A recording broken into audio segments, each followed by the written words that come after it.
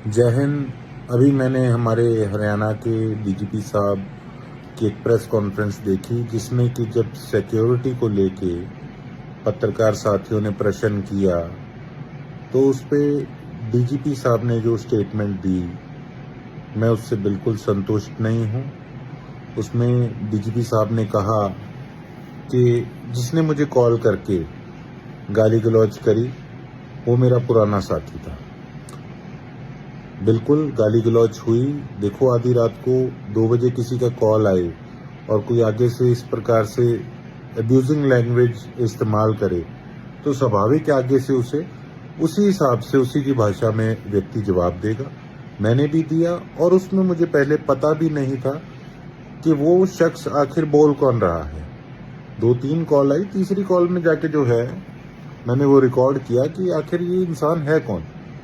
तो सर, बात ये है डीजीपी साहब कि आपने कहा कि ये कोई टेररिस्ट कॉल नहीं थी। ये तो मैंने भी नहीं कहा कि टेररिस्ट कॉल थी। बिल्कुल ये किसी भी टेररिस्ट की, किसी गैंगस्टर की कॉल ये नहीं थी। यही बात मैंने कही। आपने कहा कि ये मलोट का साथी था, ये सिरसा का साथी था। सर, अगर आज इसको हम गैंगस्टर का एंगल दे दें कि मैं बात को उधर ले जाने की कोशिश कर रहा हूं, मैं तो लेके ही नहीं गया। हम इसका एंगल क्यों बदलें? अगर आज 1.5 लाख लोगों के प्रतिनिधि को इस प्रकार से कोई उसके साथ मिसबिहेव करता है तो उस पे पुलिस का क्या स्टैंड है हमारी स्टेट के अंदर? सर, हम ये जानना चाहते हैं कि अगर एक एमएलए के साथ इस प्रकार से बिहेवियर होगा तो आम आदमी को तो कोई किसी को भी कॉल करके कोई कुछ भी कही जाए। क्या ये सीरियसनेस हमारे पुलिस प्रशासन की, हमारे लोगों के प्रति है? चलो, वो तो साथी मेरा पुराना था, कोई हम में विवाद नहीं था। चलो, जो बात हुई, हम तो एक ही शहर के हैं, कल को ये चीजें रिजॉल्व भी हो सकती हैं।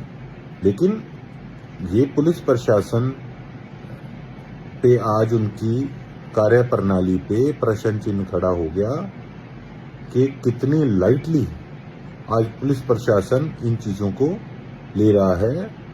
और क्या इस प्रकार से हमारा हरियाणा प्रदेश के लोग अपने आप को सुरक्षित महसूस कर सकते हैं?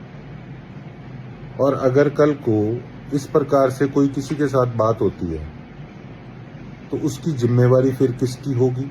मैं अपनी बात नहीं कर रहा कि अगर किसी के साथ भी इस प्रकार से कोई बात होती है तो क्या हम उस चीज की वेट करेंगे कि अगले का किसी का नुकसान हो तो उसके बाद फिर कार्रवाई की जाएगी?